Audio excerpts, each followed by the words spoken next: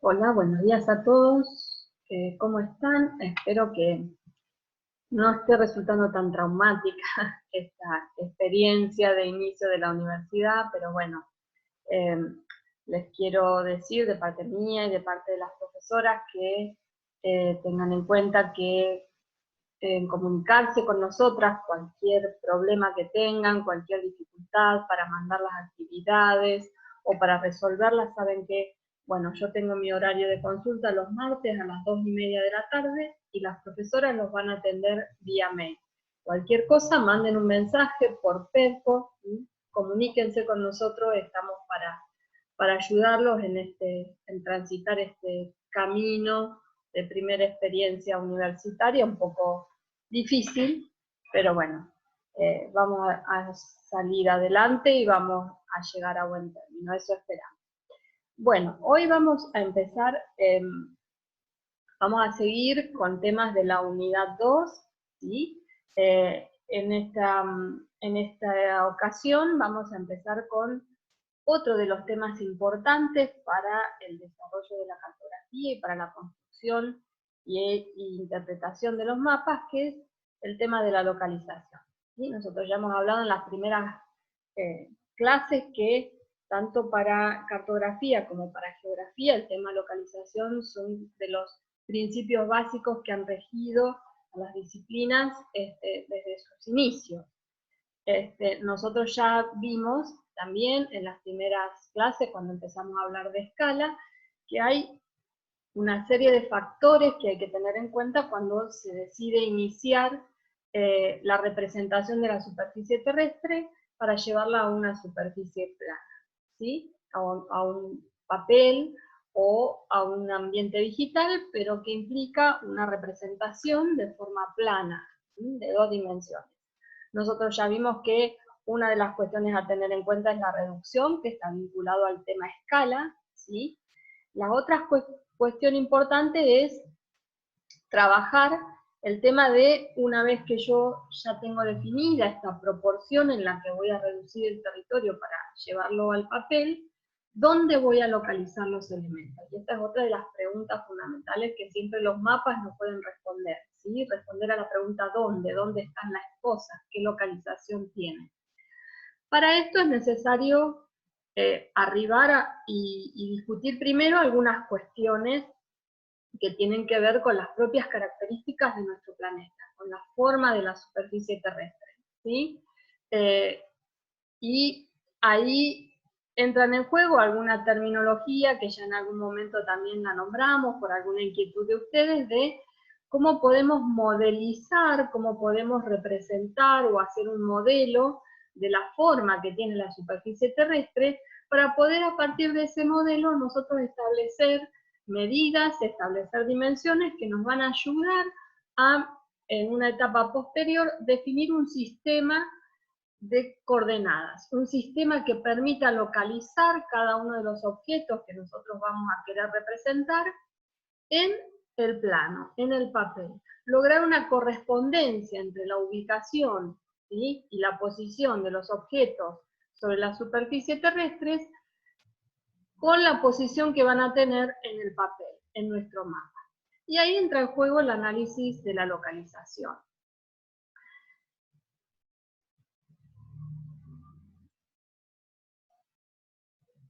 Y tenemos que pensar en el tipo de datos que nosotros vamos a estar trabajando, ¿sí? Nosotros ya hablamos de que los datos que nosotros trabajamos son datos espaciales, ¿sí? Son datos geográficos, y esta componente espacial está dada justamente por la localización, ¿sí?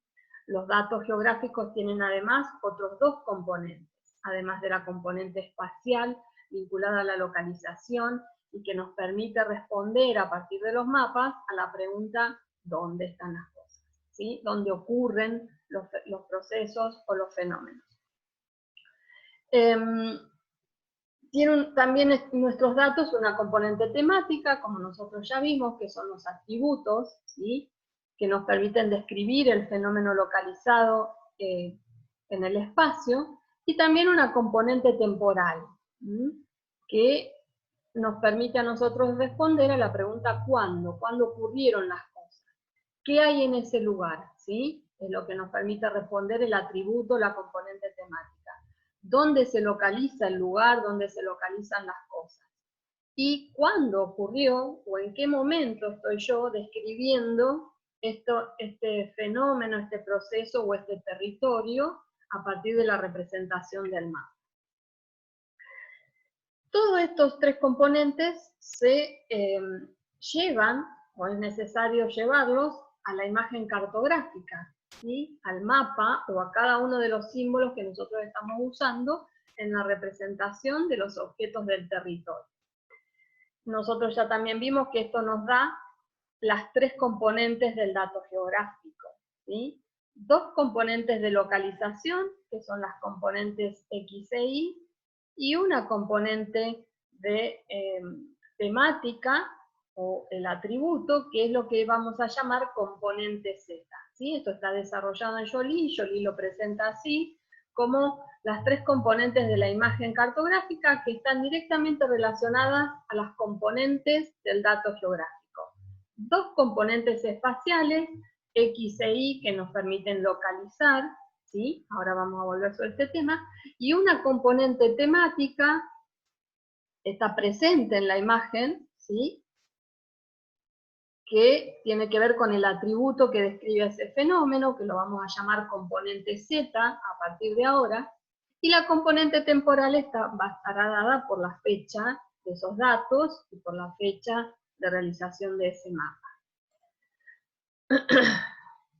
Para localizar un elemento sobre el espacio, sobre el territorio, nosotros tenemos dos formas de localizar, ¿sí? Hay dos formas de establecer la localización o la ubicación de un elemento en el territorio. Una de ellas es la localización relativa, ¿sí? Que este tipo de localización es la que nosotros realizamos haciendo una referencia de un elemento en relación a otro, ¿sí? Y entonces vamos a estar utilizando para localizar conceptos de dirección y distancia. Es lo que todos usamos cuando alguien nos dice, cuando le damos a alguien una referencia para ubicar algún lugar, ¿sí? O cuando le decimos, bueno, nos vamos a encontrar en el Monumento a San Martín, y alguien nos dice, ¿dónde está el Monumento a San Martín? Bueno, el Monumento a San Martín está sobre la Avenida Argentina, ¿sí? Está en la parte izquierda o enfrente de la Municipalidad de Neuquén. Nosotros estamos dando relaciones a otros puntos conocidos o a otros puntos de referencia en relación a la dirección o a la distancia, ¿sí? Si alguien pregunta, bueno, la universidad, ¿dónde está la universidad? Y está al norte del río Limay, podemos decir, o al norte de la ciudad, ¿sí? A, no sé, 30 cuadras de la ruta 22, hacia el norte. Esa sería una forma de localización relativa. Yo estoy referenciando a otros objetos que son conocidos sobre el territorio. El otro tipo de localización, que también ustedes ya conocen, es la localización absoluta, ¿sí? Absoluta es porque voy a decir con precisión y con exactitud dónde está ubicado un lugar. Esta localización absoluta se hace a través de un sistema de coordenadas, se denomina ubicación, y esas coordenadas que vamos a denominar X e Y en forma genérica, ¿sí? Dos valores de coordenadas permiten la ubicación de un punto sobre el territorio o sobre el espacio. ¿Qué es un sistema de coordenadas? De forma genérica, nosotros podemos decir que un sistema de coordenadas es un sistema de referencia, ¿sí? Me permite referenciar. ¿Se acuerdan que los mapas, cuando vimos las funciones, hablábamos de que había una función de referencia? Es dar una referencia de dónde están las cosas, ¿sí? ¿Cómo se obtiene esta referencia? Mediante dos magnitudes o dos valores, ¿sí? Que vamos a llamar X e Y. Esto permite, estos dos valores X e Y, permiten determinar la ubicación exacta, precisa, absoluta de un elemento en el espacio. Inequívoca, sin error, con precisión. Como sistemas de coordenadas, nosotros vamos a ver dos sistemas. Uno que ustedes ya conocen, ¿sí? Que es el sistema de coordenadas geográficas, ¿sí? Y otro que tal vez algunos conocen u otros no, que vamos a denominar sistema de coordenadas planas. El sistema de coordenadas geográficas, ¿cuáles son las diferencias entre los dos? ¿Y por qué hay dos? Esto lo vamos a terminar de ver después que veamos proyecciones y después que veamos las características de nuestro sistema de coordenadas planas, el que usamos en Argentina, y ahí por ahí se va a terminar de entender un poquito mejor. Lo importante ahora es que ustedes vayan viendo, ¿sí? Y vayan pensando en que el sistema de coordenadas geográficas es un sistema de coordenadas esféricas, ¿sí? En un ratito vamos a empezar a ver un poco mejor este sistema. Y se determinan sobre la esfera terrestre. ¿Sí? La determinación del sistema, la determinación del origen, dónde inician las coordenadas, ¿sí? Se hace a partir de la esfera terrestre.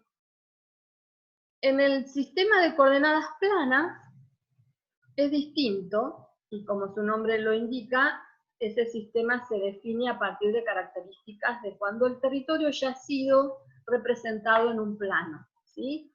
En un mapa. A partir de un sistema de proyección, nosotros ya hablamos que una de las cuestiones fundamentales para poder llevar la forma esférica de la Tierra al plano, se hace a través de un sistema de proyección.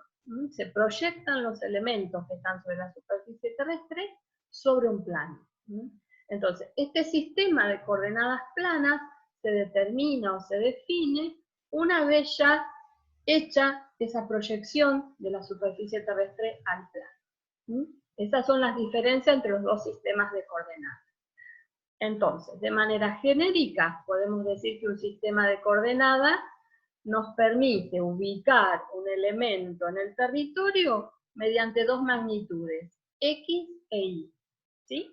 Hay dos sistemas de coordenadas, un sistema de coordenadas geográficas, que son esféricas y angulares, que se determinan sobre la esfera terrestre, y que van a usar un determinado tipo de magnitudes que ustedes ya conocen.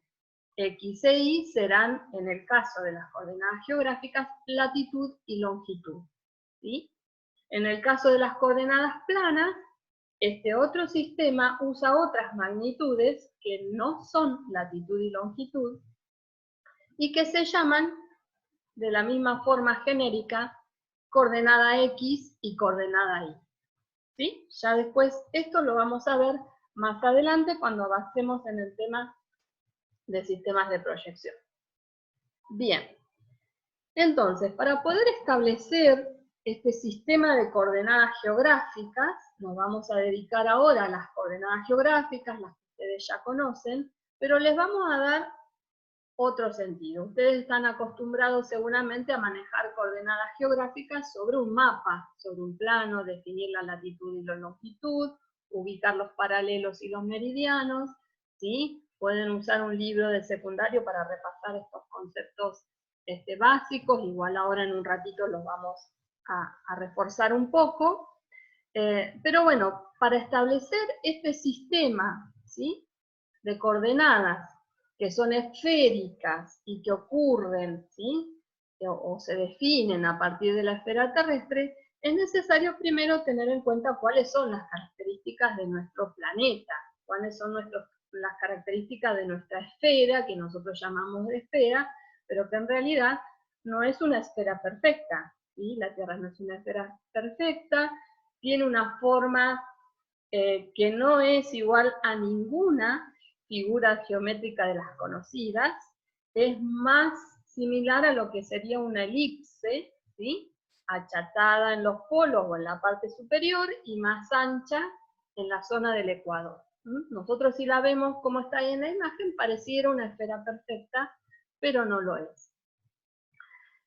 Y también tiene otras características la Tierra, que además de tener esta forma achatada en los polos y ensanchada en el ecuador, ¿sí?, la superficie terrestre no es regular.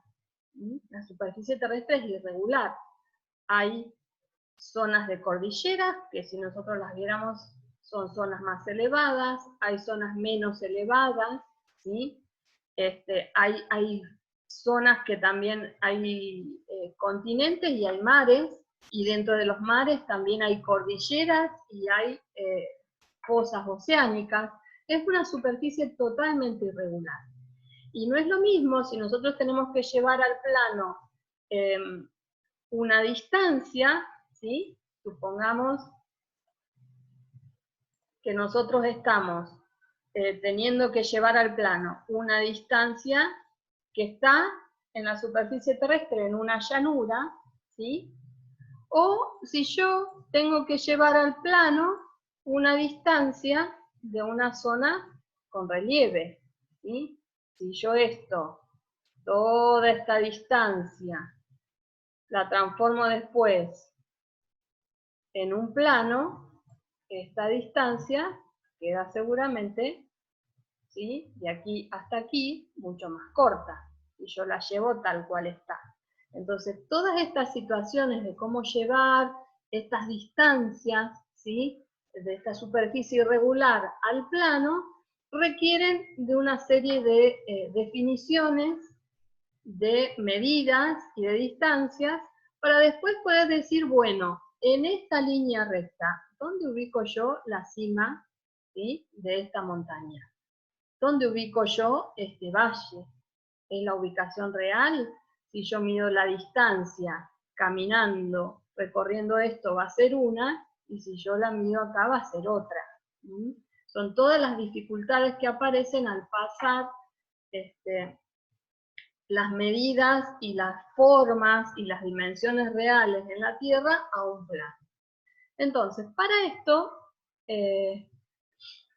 se han definido algunos modelos que permiten intentar llegar a algunas mediciones lo más precisas posible de lo que es la superficie terrestre. Uno de esos modelos es el geoide, que nosotros tan rápidamente nos sale como palabrita clave de decir, bueno, ¿cuál es la forma de la Tierra? La Tierra tiene forma de geoide. ¿Qué es el geoide?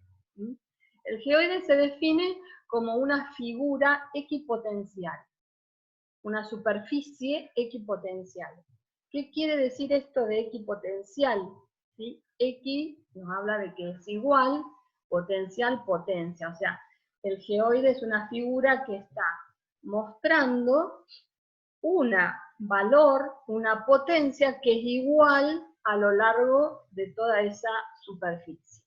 ¿Cuál es esa potencia? ¿Cuál es ese valor? Si nosotros lo vemos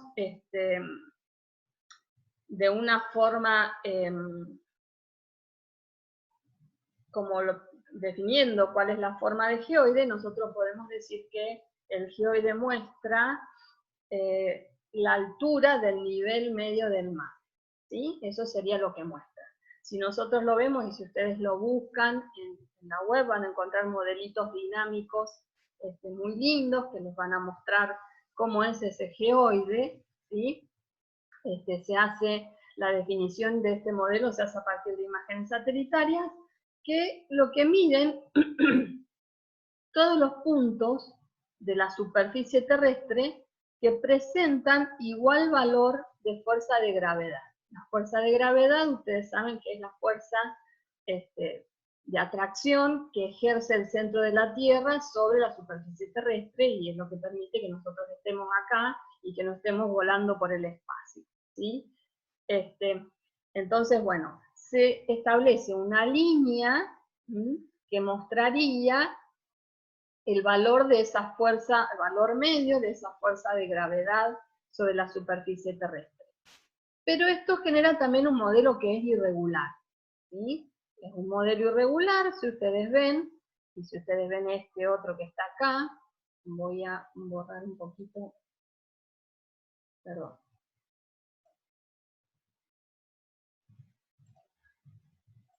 Para que no moleste. Si ustedes ven el modelo resultante, que sería esta línea celeste que está acá, ¿sí?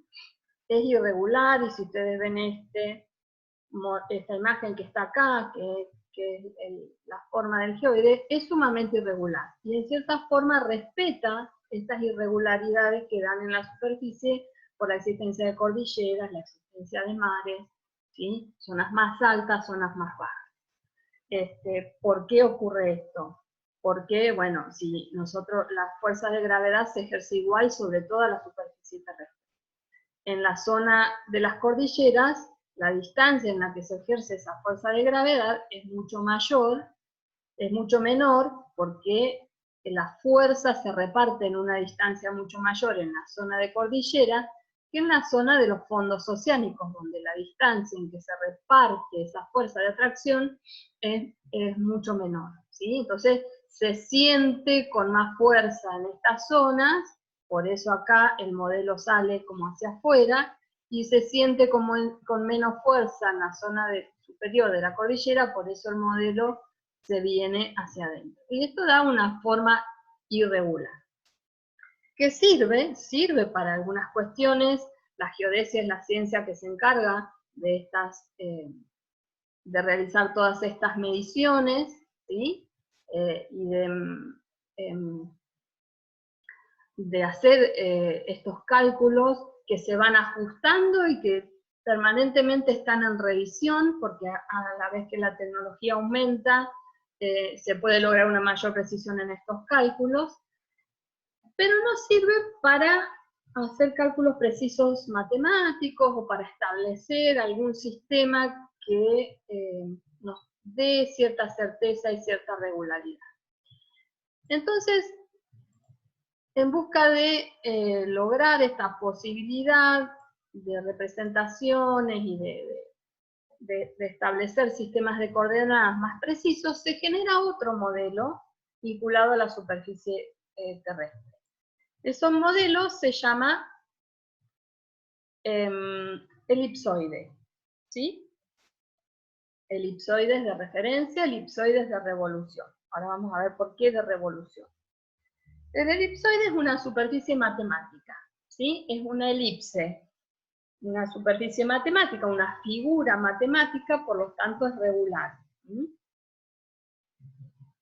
Estas elipses es un cuerpo geométrico totalmente regular que resulta de hacer girar una elipse sobre su eje menor, ¿sí? Repitiendo o replicando el movimiento de rotación de la Tierra sobre el eje. Entonces, esta figura va a ser representativa del tamaño y forma de la Tierra, considera el achatamiento en las zonas polares, como lo tiene nuestro planeta, y el abultamiento ecuatorial. Existen múltiples elipsoides, no hay uno solo, ¿sí? Son una aproximación matemática al geoide, que sería el modelo que mejor representa la forma de la superficie terrestre. Hay muchos, diferentes científicos han desarrollado diferentes elipsoides, algunos se ajustan mejor a algunos sectores del planeta y otros a otros sectores del planeta, por eso hay muchos, yo les puse algunos acá, pero vean ustedes que si nosotros miramos, ¿sí? Cada uno de estos, desarrollado en 1841, en 1967, pero que se siguen utilizando, ¿sí? Son modelos de precisión, pero la diferencia entre ellos es mínima, ¿sí? La geodesia, que es la que se encarga, como yo les decía, la ciencia que se encarga de hacer estos modelos, busca la mayor precisión posible. Si ustedes miran, ¿sí? El radio polar, ¿qué sería el radio polar? La distancia entre el centro de la Tierra y los polos, en este modelo es de 6.356,07 kilómetros, en este otro es de 6.356,58, o sea, hay 50 centímetros de diferencia en una distancia de 6.000 kilómetros. Es una diferencia mínima, ¿sí? Pero, bueno, El objetivo de la geodesia es buscar la mayor precisión. Fíjense, el achatamiento, la medida del achatamiento, de cuánto está achatada la Tierra en el sentido de los polos en relación a la parte ecuatorial, también es medida por esos modelos, y fíjense que tenemos 10 centímetros, 5 centímetros de diferencia entre uno y otro en el total de la circunferencia terrestre, que son 40.000 kilómetros. Las medidas son de mucha precisión. Bien, entonces, vamos a tener para definir la forma de la Tierra, este esquemita ustedes lo tienen en Errázuriz, que es uno de los textos que tienen como bibliografía para este tema. Yo la única diferencia es que yo se los pinté acá para que ustedes lo vean un poquito más claro. La línea que va por arriba sería el relieve, la forma real de la Tierra, ¿sí? Con los océanos y los continentes. Esta línea media punteada que va aquí sería el geoide, ¿sí? Y esta línea entera que va por debajo sería el elipsoide. Ninguno de los tres modelos, o sea, ninguno de los dos modelos coincide totalmente con la forma real de la Tierra, ¿sí? Pero se aproximan bastante. Y como ven, hay lugares donde coinciden las tres cosas. Coincide la posición y la forma de la superficie terrestre. Coincide la posición y la forma del geoide y coincide la posición y la forma del elipsoide. Hay algunos lugares donde esto se logra, que haya coincidencia y que se respete la posición y la forma y la distancia en los dos modelos en relación a la superficie terrestre. Esos puntos son puntos fundamentales y son puntos que se toman como puntos de apoyo para la determinación de los sistemas de coordenadas y para la definición de los sistemas de coordenadas que nosotros vamos a trabajar. Esos puntos se llaman punto datum, ¿sí? Reciben ese nombre, punto datum. Se los voy a anotar acá, ¿sí? Está en este lugar, es el punto que fija el origen, ¿sí? En el que son tangentes el geoide y el elipsoide, y a su vez coinciden, son tangentes a la superficie terrestre, tangente que quiere decir que se tocan en ese lugar, que tocan la superficie terrestre en ese lugar, y son los orígenes de los sistemas de referencia o sistemas de coordenadas geodésicos, ¿sí? A partir de ahí, de esos puntos, medidos con mayor precisión, es que se establecen los sistemas de coordenadas. Las medidas a las que se han arribado de la Tierra tienen diferentes consideraciones. La Tierra mide 40.074 kilómetros en la circunferencia ecuatorial, 39.942. Ahí se muestra este achatamiento en la circunferencia polar. Y el radio terrestre, es decir, la distancia entre el centro de la Tierra y la superficie terrestre, es de 6.357 kilómetros. Si consideramos entre el centro de la Tierra y el polo, y 6.378 en la zona del Ecuador. A los fines de la cartografía, y a los fines de la cartografía que nosotros vamos a realizar, que es cartografía temática, que no es cartografía de alta precisión, eso queda en manos de los geodestas y de los cartógrafos, nosotros vamos a considerar a la Tierra como si fuera una esfera, ¿sí? Y vamos a considerar como longitud total de esa esfera 40.000 kilómetros como medida. Y el radio terrestre con una distancia media de 6.400 kilómetros. Esos valores vamos a manejar si necesitamos hacer algún cálculo a partir de nuestras coordenadas.